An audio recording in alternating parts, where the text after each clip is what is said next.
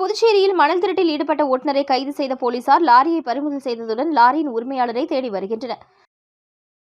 புதுச்சேரி வில்லியனூர் காவல் நிலைய போலீசார் தமிழ்மாறன் மற்றும் புருஷோத்தமன் ஆகியோர் நேற்று இரவு கூடப்பாக்கம் மெயின் ரோடு பகுதியில் ரோந்து பணியில் ஈடுபட்டிருந்தனர். அப்பொழுது அவ்வழியாக சந்தேகத்திற்கு இடமான வகையில் லாரி ஒன்று வேகமாக வந்தது. இதையடுத்து லாரியை போலீசார் தடுத்து நிறுத்தினர்.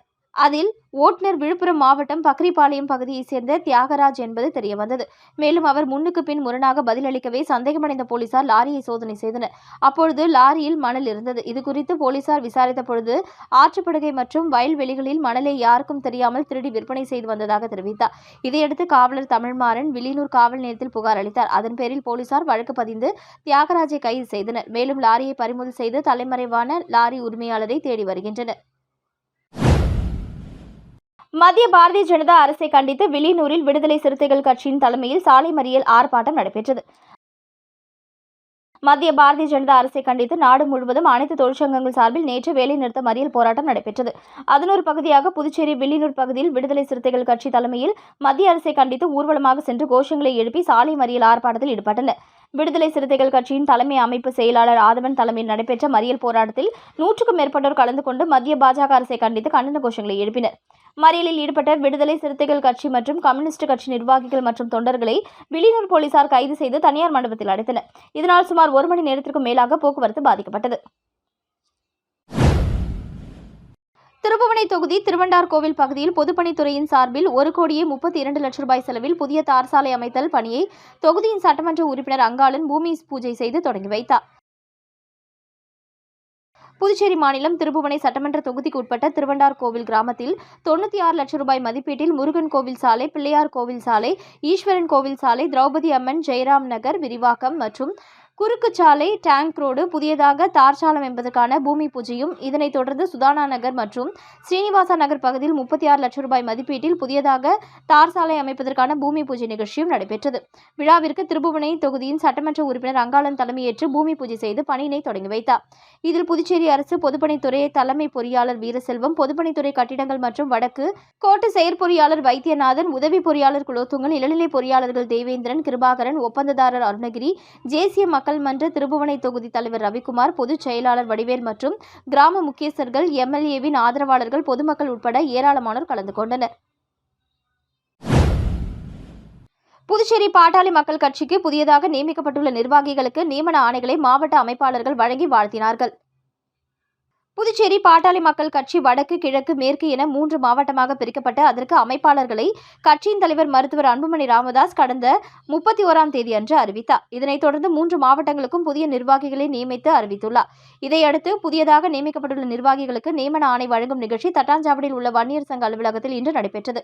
இதில் வடக்கு அமைப்பாளர் வடிவேல், கிழக்கு அமைப்பாளர் கோபாலகிருஷ்ணன், மேற்கு அமைப்பாளர் மதியழகன் ஆகியோர் கலந்து கொண்டு புதிய நிர்வாகிகளுக்கு நியமன ஆணைகளை வழங்கி வாழ்த்து தெரிவித்தார். இந்நிகழ்ச்சியில் மாநில நிர்வாகிகள், பல்வேறு பிரிவினை சேர்ந்த நிர்வாகிகள் உட்பட திரளான தொண்டர்கள் கலந்து கொண்டனர். நகராட்சி அமைப்புகளுக்கு அதிகாரம் அளிக்கும் 74வது அரசியலமைப்பு திருத்த சட்டத்தை புதுச்சேரி அரசு முழுமையாக அமல்படுத்தவில்லை என்று இந்திய கணக்கு தணிக்கை குழு தலைவரின் அறிக்கை சுட்டிக்காட்டியுள்ளது. புதுச்சேரி சட்டப்பேரவையில் இந்த அறிக்கை வியாழக்கிழமை தாக்கல் செய்யப்பட்டது. இது தொடர்பாக செய்தியாளரிடம் பேசிய தமிழ்நாடு புதுச்சேரி முதன்மை கணக்காய தலைவர் திருப்பதி வெங்கடசாமி, 74வது அரசியலமைப்பு திருத்தச் சட்டம் நகராட்சி அமைப்புகளுக்கு 18 செயல்பாடுகளை பகிர்ந்து அளிக்க வழிவகை செய்துள்ளது. ஆனால் புதுச்சேரியில் இச்சட்டம் 4 செயல்பாடுகளை மட்டுமே பகிர்ந்து அளித்து அமல்படுத்தியுள்ளது. அதனால் இந்த திருத்தச் சட்டம் முழுமையாக இங்கு அமல்படுத்தப்படவில்லை. மேலும் புதுச்சேரியில் 2006ஆம் ஆண்டுதான் நகராட்சி அமைப்புகளுக்கு தேர்தல் நடந்தது. இதில் தேர்ந்தெடுக்கப்பட்ட மக்கள் பிரதிநிதிகள் 2011ஆம் ஆண்டு வரை பதவியில் இருந்தனர். அதற்கு பிறகு இந்த தேர்தல் நடத்தப்படவில்லை. புதுச்சேரியில் உள்ள நகராட்சி அமைப்புகள் சொந்த வருவாயை பெருக்காமல் புதுச்சேரியின் அரசின் வருவாயை சார்ந்து இயங்கி வருகின்றன.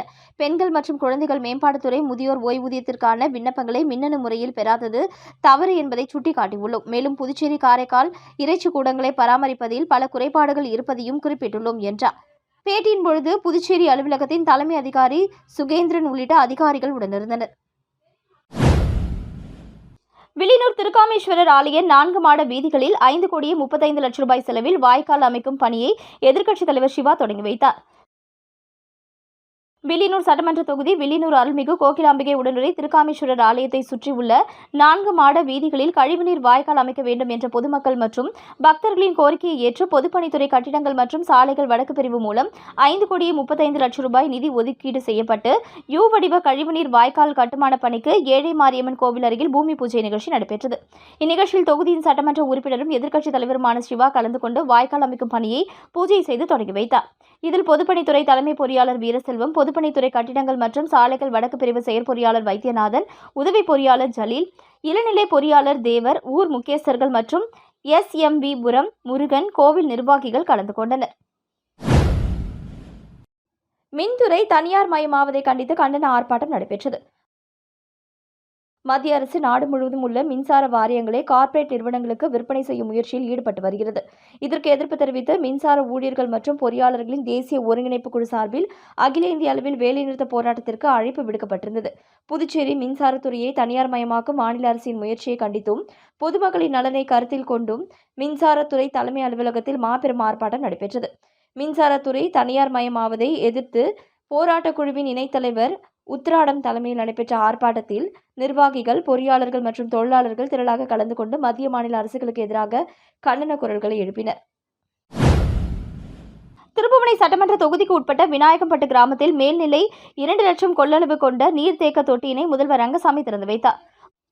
புதுச்சேரி மாநிலம் திருப்புவனை சட்டமன்ற தொகுதிக்கு உட்பட்ட விநாயகம்பட்டு கிராமத்தில் கட்டப்பட்டுள்ள 2 லட்சம் கொள்ளளவு கொண்ட மேல்நிலை நீர்த்தேக்க தொட்டி திறப்பு விழா நடைபெற்றது. புதுச்சேரி யூனியன் பிரதேசத்தில் உள்ள அனைத்து கிராம பகுதிகளுக்கும் மேம்படுத்தப்பட்ட குடிநீர் வழங்குதல் திட்டத்தின் கீழ் மேல்நிலை நீர்த்தேக்க தொட்டியுடன் கூடிய இதர பணிகளுக்கான திட்டங்கள் தயாரிக்கப்பட்டு பொதுப்பணித்துறை பொது சுகாதார கோட்டம், கிராம குடிநீர் உட்கோட்டம் மூலம் செயல்படுத்தப்பட்டு வருகிறது.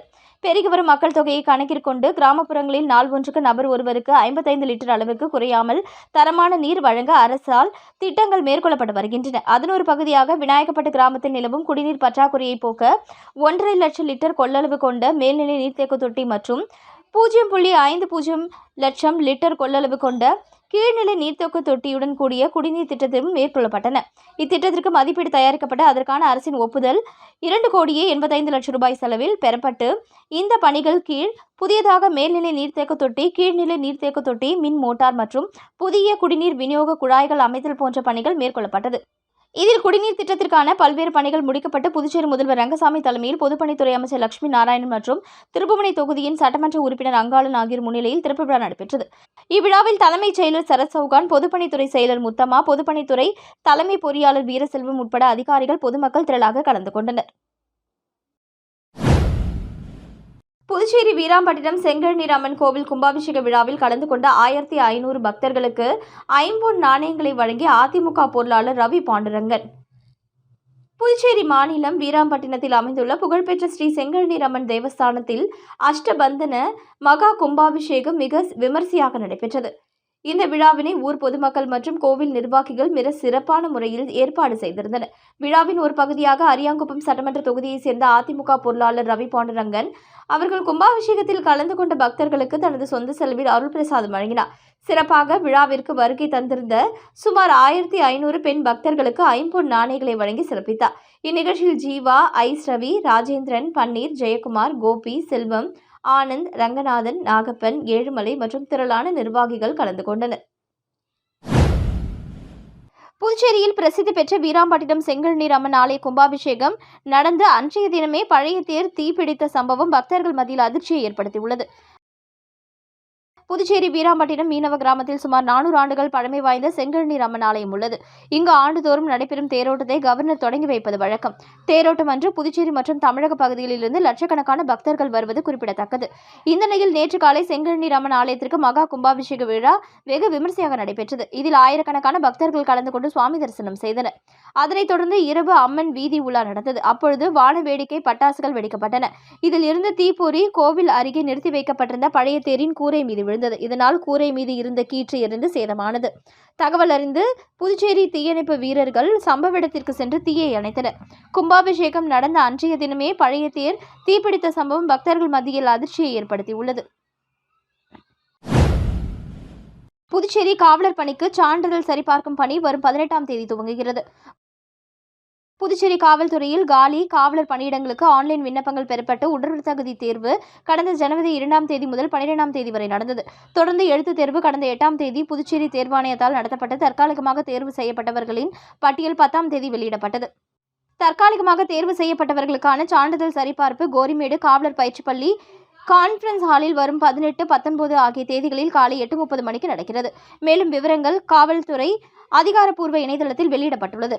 தற்காலிகமாக தேர்வு செய்யப்பட்ட அனைவரும் அதிகாரப்பூர்வ இணையதளத்தில் வழங்கப்பட்டுள்ள சான்றிதழ் படிவத்தை பதிவிறக்கம் செய்து தேவையான விவரங்களை பூர்த்தி செய்து நாளை காவல்துறை தலைமையகம், காரைக்கால் சீனியர் எஸ்பி அலுவலகம் மாகே மற்றும் ஏனாம் எஸ்பி அலுவலகங்களில் சமர்ப்பிக்க வேண்டும் என குறிப்பிடப்பட்டுள்ளது. தமிழ் திரைப்பட இயக்குநர்கள் கார்த்திக் சுப்புராஜ், தினேஷ் செல்வராஜ் படங்களுக்கு புதுச்சேரி அரசு விருதுகளை மாநில சட்டப்பேரவைத் தலைவர் செல்வம் மற்றும் அமைச்சர் லட்சுமி நாராயணன் ஆகியோர் வழங்கினர். புதுச்சேரி அரசு சார்பில் 4 நாள் நடைபெறும் சர்வதேச திரைப்பட தொடக்க விழா புதுச்சேரி கடற்கரை சாலை காந்தி திடலில் வியாழக்கிழமை நடைபெற்றது. இம்மாதம் 15ஆம் தேதி வரை இந்த விழா நடைபெறுகிறது. இந்த விழாவில் சங்கரதாஸ் சுவாமிகள் பெயரிலான 2024ஆம் ஆண்டிற்கான சிறந்த விருது கார்த்திக் சுப்புராஜ் இயக்கிய திரைப்படத்திற்கான ஜிகர்தண்டா XX தமிழ் திரைப்படத்திற்கு வழங்கப்பட்டது.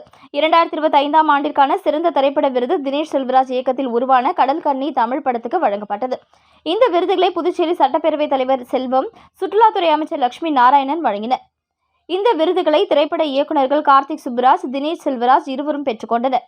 இந்த விருதுடன் பாராட்டு சான்றிதழ், கேடயம், 1 லட்சம் ரூபாய் பரிசும் வழங்கப்பட்டது. இதைத் தொடர்ந்து இயக்குநர் ப. ரஞ்சித் இயக்கிய நட்சத்திரம் நகர்கிறது என்ற திரைப்படம் திரையிடப்பட்டது. நடிகை சுனைனா, செய்தி மற்றும் விளம்பரத்துறை செயலர் முகமது ஹசன் அபீத் உள்ளிட்டோர் பங்கேற்றனர்.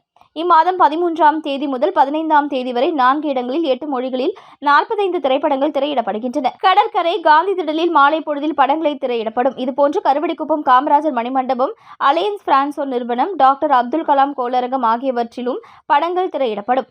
அனுமதி இலவசம், முன்பதிவு அவசியம் என அரசு தெரிவித்துள்ளது. அரசு அதிகாரிகளை பணி செய்ய விடாமல் தடுத்ததாக பொதுப்பணித்துறை ஊழியர்கள் மீது போலீசார் வழக்கு பதிந்தனர். புதுச்சேரி பொதுப்பணித்துறை வவுச்சர் ஊழியர்களின் பணி நிரந்தரம் வழங்க வேண்டும் என வலியுறுத்தி மறைமலை அடிகள் சாலையில் மறியல் போராட்டம் நடத்தினர்.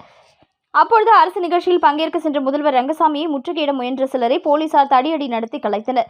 இதில் 5க்கும் மேற்பட்டோர் காயமடைந்து புதுச்சேரி அரசு மருத்துவமனையில் சேர்க்கப்பட்டனர்.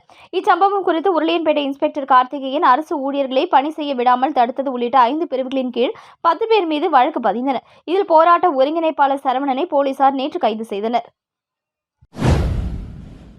கல்லூரி மாணவியை கர்ப்பமாக்கி ஏமாற்றிய வாலிபருக்கு 20 ஆண்டு சிறை தண்டனை விதித்து காரைக்கால் நீதிமன்றம் தீர்ப்பு அளித்துள்ளது. காரைக்கால் மாவட்டம் கோட்டுச்சேரி காளிக்குப்பம் சுனாமி நகரை சேர்ந்தவர் சோழராஜன் மகன் மதிபாலன். இவர் கடந்த 2019ஆம் ஆண்டு பாலிடெக்னிக் படித்த 17 வயது மாணவியை காதலித்தார். மாணவியிடம் திருமணம் செய்து கொள்வதாக பழகியதில் மாணவி கர்ப்பம் அடைந்தார். அதன் பிறகு மாணவியை திருமணம் செய்து கொள்ள மதிபாலன் மறுத்துவிட்டார். இதுகுறித்து மாணவியின் பெற்றோர் அளித்த புகாரின் பேரில் மதிபாலனை கைது செய்த கோட்டுச்சேரி போலீசார் அவர் மீது காரைக்கால் போக்சோ நீதிமன்றத்தில் வழக்கு தொடர்ந்தனர். வழக்கை விசாரித்த மாவட்ட சிறப்பு நீதிபதி மோகன் மதிபாலனுக்கு 20 ஆண்டு சிறை தண்டனை, 50,000 ரூபாய் அபராதம் விதித்து தீர்ப்பளித்தார்.